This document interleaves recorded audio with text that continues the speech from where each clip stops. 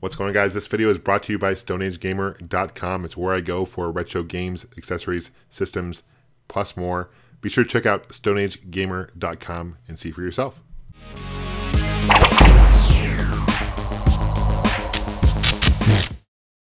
How you doing, guys? This is John with Gamester81.com. This is part 2 of the top 10 Konami games for the NES. I'm joined by Aaron and Ricky from Retro Liberty, and together we've come up with this top 10 list. I encourage you guys to check out part 1, which includes number 10 through 5. Check out that first. I'll put a link so you guys can check that out first. And without any further ado, let's start with number 5. Number 5. What Metal Gear is today is sometimes you need to look back to the roots, and for the NES version, this was the first one on the NES. I know there was one previous to it, but we're talking NES. Yeah, something that I always talked about in one of my videos is in the beginning scene when you were a kid, you didn't really understand how to get past that first guard that fell asleep, and which I still think he might be smoking, because if you look at his hands like this, but I don't know, a lot of people argue with me on that. But yeah, it kind of introduced like a stealth to me as a kid.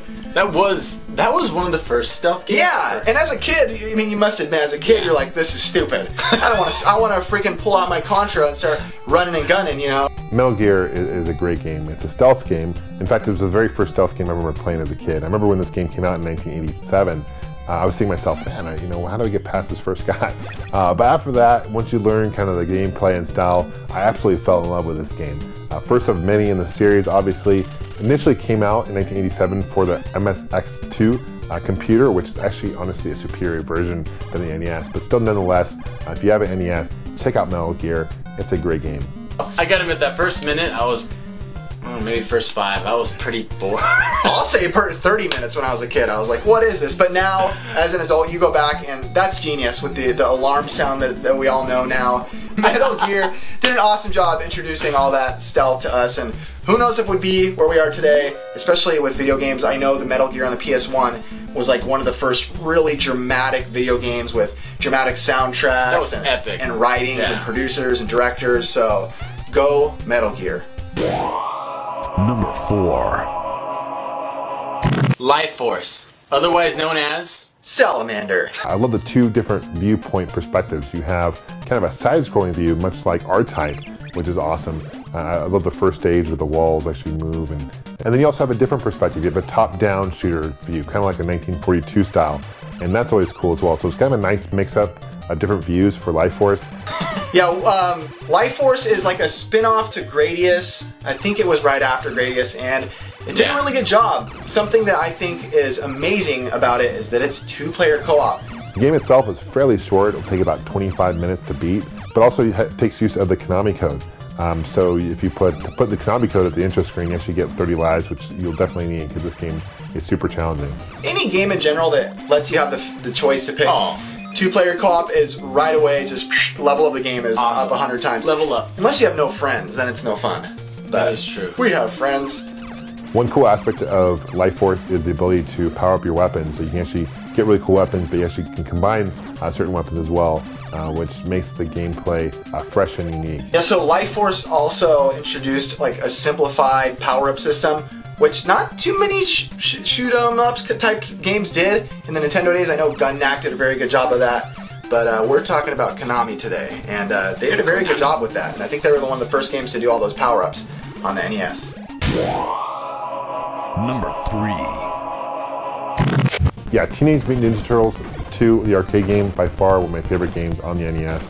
I have really fond memories of getting this on my 8th birthday in 1989. I remember picking it up and being super excited about it. And I remember opening up the package, I'm like, wow, there's Pizza Hut coupons, even better.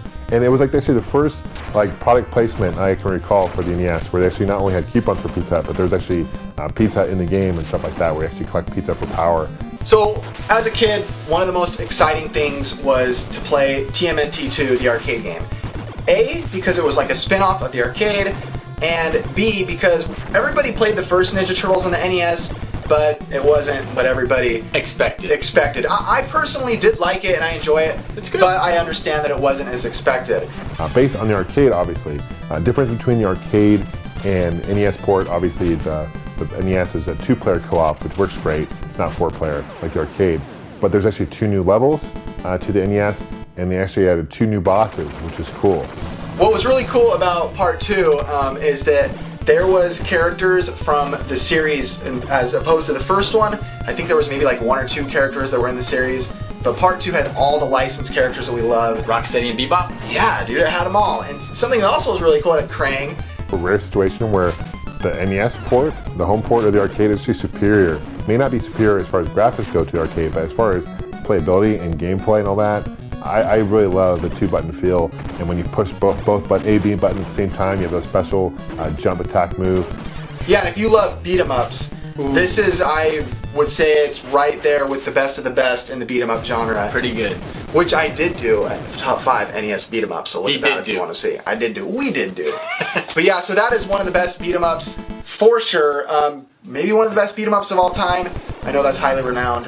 Turtles in Time for the SNES, and for the Nintendo, I think a lot of people will give that the #1 spot. How catchy is Ninja Turtles though? Like, you die, every little like noise they make. The animations. Shell shock. Yeah, the animations are fun. Everything is just exciting in the game. It's not boring. And as we know, the Ninja Turtles all have certain attitudes and styles and flavors, and they really come alive in this.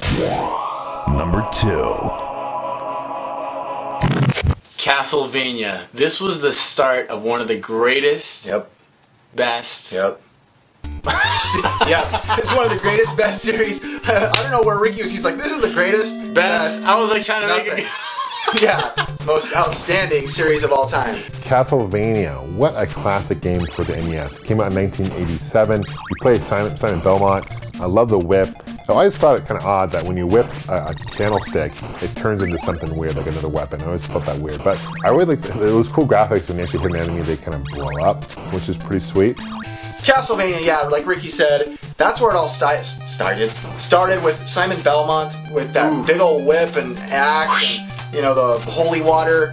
I don't think there's anything much better than that as a like a gothic side-scrolling platformer. Dude, really kind of introduced me to like the gothic style. It's like dark. I love it. Yeah, so there's some dark games like Metroid and stuff on the system, but it just, along with the music and the tracks and the gameplay put together, is like, has a certain like epicness about them, like you said, being so dark. And you know, I love the theme of Castlevania. The whole object is you're supposed to defeat Dracula, but there's actually 6 stages in Castlevania. And at the end of each stage has kind of a really famous like character, or whether it's Mummy or the Grim Reaper or Frankenstein or obviously Dracula at the very end of the game. It was really cool to see that. And this ain't, it's all about, you know, Dracula and vampires, but this ain't no Twilight vampires and Dracula. These Draculas don't sparkle. So yeah, and it's really cool. I think one of the first bosses is Medusa. I know there's a lot of the main like monsters from back in the day are featured in the game. Oh, it's awesome. You get a lot of stuff. You get power-ups, axes. Yeah. You get holy water. Yeah, holy crap. Yeah, and some of the best games ever are Castlevania games. So we owe it all to this game right here. Indiana Jones got nothing on Castlevania. Yeah, I got nothing on that whip. What's so frustrating at the very end of the game, I remember at the very end playing Dracula, and you defeat him the first time, and he comes back with a different thing, which is always crazy. It's a super challenging game, but I love the music, love the platforming element of it. It's a great game. Castlevania is also known for being extremely hard, and I think one of the main reasons for that is the same thing that Ninja Gaiden suffers from, is the knockback. The oh so famous knockback. Yeah, that game, I mean, it could be so frustrating when you're jumping across something and a swarm of bats or whatever swoop right in and just bam, knock you back. I hate those bats. And that noise it makes when you jump back, it's frustrating, but hey, like we said, NES, they didn't go easy on people, so NES hard. Awesome. Yeah, it was worth it. Castlevania, I don't care how hard it is. I can't go a year without playing that game. I think every year it's like an annual thing. You got to play Castlevania. Number 1. Contra. There's nothing to say about it. You guys all know. It's good. Wow, Contra is not only one of the best shoot-'em-ups for the NES, but one of the best co-op games of all time. Playing 2-player on this game is awesome. It is based on an arcade that Konami produced as well and developed. I remember seeing in 1987 a promo flyer for Contra in the arcades, and it had this really weird looking chick standing by the arcades. I'm like, what is this game all about? But nonetheless, this is like one of the situations where the more people recognize the NES port than the arcade, right? Contra is, I think, we can all pretty much agree is probably one of the best or the best a run and gun that we've ever played. Oh. I think it's, when anybody says the spread gun, I think there's 1,000 different video games that have it, but the first one that's going to come to your mind, Contra. Yes. There's no game compares to it. Like, this is the game that really put the Konami code on the map. Everyone I knew the Konami code, right? Because you needed those 30 lives practically. Because with just 4 lives in this game is super hard. Yeah, it's so good that I think the Konami code is used in a few other games, but if you said, hey, what game do you use the Konami code in? I think pretty much everybody is going to be Contra. I mean, without that extra 30 lives, it's known as one of the hardest games as well. It's possible. There's people that I know can beat it pretty easy. I think I did it when I was younger, and I tried it recently, and I sucked. But we only tried one life, though. True. We play that game all the time now. Yeah. Oh, so much fun. Yeah, Contra is kind of a short game. It takes about 25 minutes to beat. But if you're playing 2-player and you have the Konami code, this is such a great game. I love the different elements. I love the second level where it has like kind of the perspective behind it, and you're in a tunnel and you're shooting people, kind of, you know, like a third person over the top perspective. I love the jungle level where you're jumping up different platforms. Different weapon level power-ups in this game are great. Yeah, but now. Yeah, and I know there's like, you know, Metal Slug and stuff that people compare to it, but honestly, something about that first Contra just has that certain memory and nostalgia to it that you really can't beat in like a run and gun type game. As far as like the fast boss, the last boss, the Red Falcon, that, you know, you fight the big heart with those little prawns coming out. I hate those things. It's just so memorable though. It's weird. Yeah, look at the guns. Yeah, the spreader. Yep, and the laser. The laser kind of sucks, but it's so strong. Good. It's strong. It's just.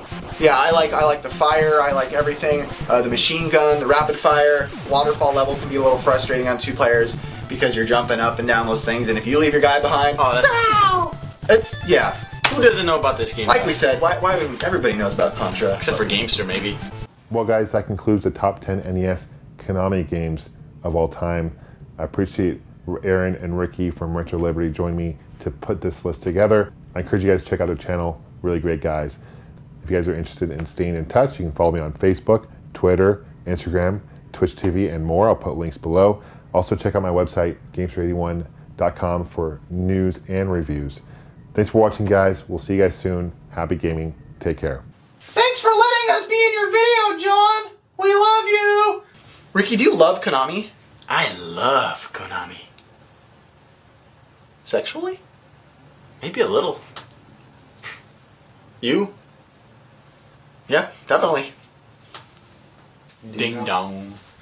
What? You know what game freaking John forgot on the list? What? Mary-Kate and Ashley's Sweet 16. You idiot.